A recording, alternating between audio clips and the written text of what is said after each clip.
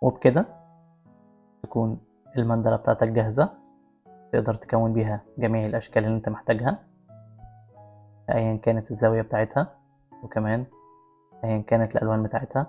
تكون منها أشكال كتير جدا، في لوجوز أصلا بتتعمل بس من مجرد المندلة دي. تعال أعرفك إزاي تعملها وتسيف كمان فايل تقدر ترجع له في أي وقت من غير ما تعملها كل مرة.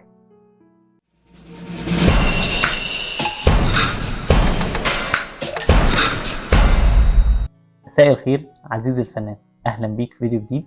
معاك محمد صلاح. في الفيديو ده هعرفك إزاي تعمل المندلة بتاعتك. أول حاجة هنضيف 2 layers كده. تمسك اللاير اللي في النص من هنا، تعمل خط هنا، خليك حريص انه يكون في المنتصف. ازاي؟ هنعمل align to artboard. الارتبورد ده اللي هو الجزء الابيض ده من هنا كده، انت بتعمل له align يمين وشمال، وهنا align فوق وتحت. ابدا بقى محتاج ان انا اكرر الشكل ده. effect transform هبدا اديله اي قيمه فرديه عشان مع الشكل اللي معايا، مع النسخه اللي معايا، تديني رقم زوجي. اهم حاجه ان انا اديله رقم زوجي، يعني 11 عشان تبقى 12 او 9 عشان تكون 10. انا بفضل 9. بفضل هنا الزاويه دي احددها بالشكل ده. ببدا اتحرك كده لحد ما تبان الفراغات قدامي كده، فابدا اعدها: 1 2 3 4 5 6 7 8 9 10 11 12 13 14 15 16 17 18 19 20. اقسم ال 360 درجة بتوع الدايرة بتوعي على الأجزاء اللي هي 20، فتديني 18 درجة. فيبقى أنا محتاج أكتب هنا 18 درجة. كويس أوي. خلاص، ده اللي أنا محتاج أعمله في اللاير دي.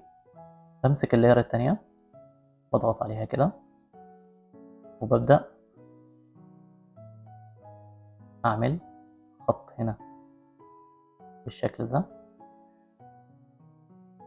كبر الستروك عشان تقدر تفرق، وكمان خط في الناحية دي. كويس أوي. محتاج بقى أرسم أي شيب هنا بالشكل ده.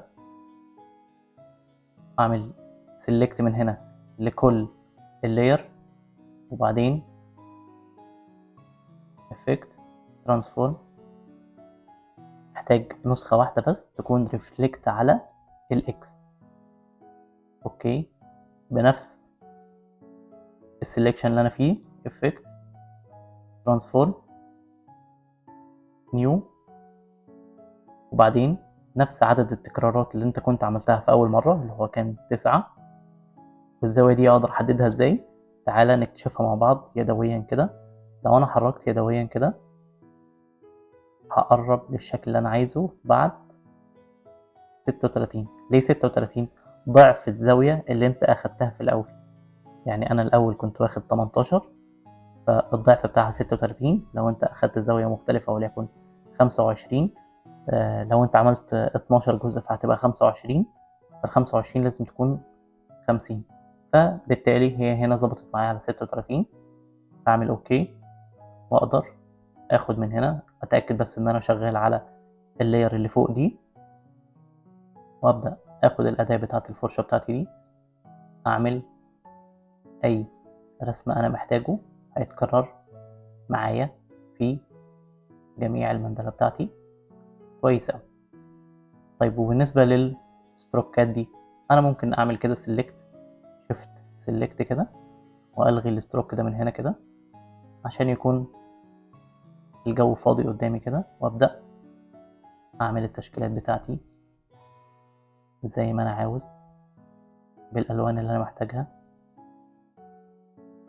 كمان التشكيلات اللي انا محتاجها اقدر اسيف الفايل ده، ابقى ارجع له في اي وقت اشتغل عليه.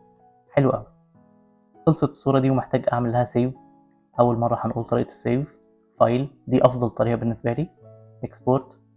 export as. نحدد المكان اللي احنا عاوزين نسيف فيه، وليكن هنا ده الاسم. الصيغة أفضل صيغة بالنسبة لي PNG.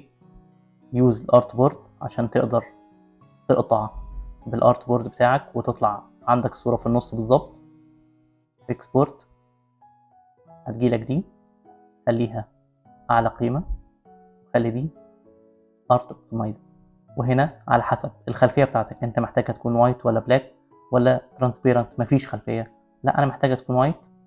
اوكي كده اتسيفت معايا. تروح على الديسكتوب عندك بتلاقيها، وتقدر تسيف الفايل ده عندك، وبتقدر تستخدمه فيما بعد في اي وقت، تعمل بيه اشكال كويسة جدا لطيفة جدا. اتمنى يكون الفيديو عجبكم. كنت معاكم محمد صلاح، استنوني في فيديوهات جاية. اهم حاجة تفتكر ان مشوار ال1000 ميل بيبدأ بفكرة. اشوفكم في فيديو جديد.